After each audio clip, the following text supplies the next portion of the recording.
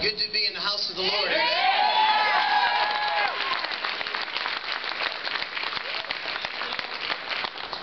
You can be seated, and obviously these last 3 days have been somewhat of an emotional days. Oh, we're dismissing the kids? I guess we're dismissing the kids. Kids, you're dismissed. I didn't realize we could do that here. Can I have some microphone? Are we working on that right now? All right, kids, you're going somewhere. Praise God. Hallelujah. All right, cool. We got Sunday school going.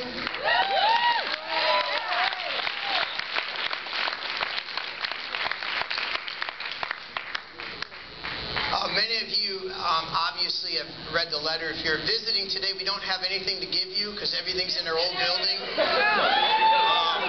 Praise God. And we had these beautiful cups. And, oh, they have them?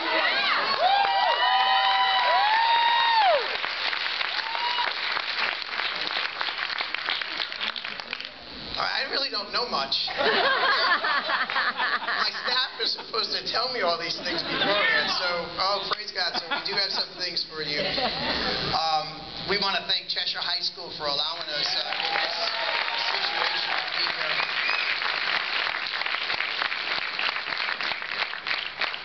We have received a worldwide response to this uncanny crisis.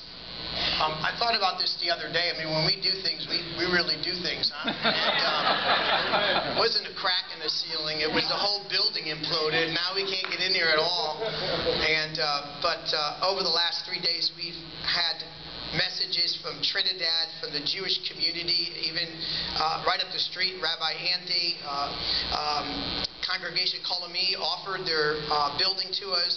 He says here we're a small congregation with only 5,000 square feet. But last night our board met and unanimously agreed that when our program's not happening, every bit of it is available for your use. And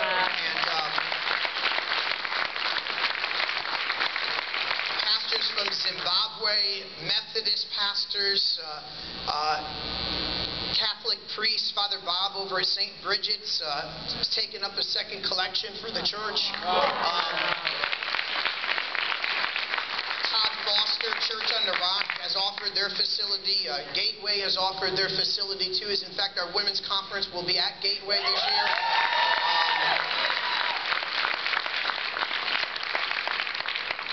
Both large and small churches have responded to us. While we were yet, at least for me, yet still in shock with everything that happened. I guess because I was there, and so it wasn't like I got a phone call and went and seen what happened. We were there, and so a little bit of a shock for us over those days. And you know, I thought about 20 years of ministry, 2 years to build the church, and it was gone in 30 seconds. And that's a sombering thought. That's a humbling thought that something can be gone that quickly. And so I do think that it is proper for us to have a moment. Daniel 10:2 says, "In those days, I, Daniel, was mourning 3 weeks." And I think it was fitting that over these last few days that we had a time of mourning. And Psalm 126 verse 5 says, "They that sow in tears shall reap in joy." So it almost seems as though the tears is the very seed that causes the joy to come. And so I don't know where you are emotionally, but we're still a church. The church isn't the building. And we are becoming portable at this point.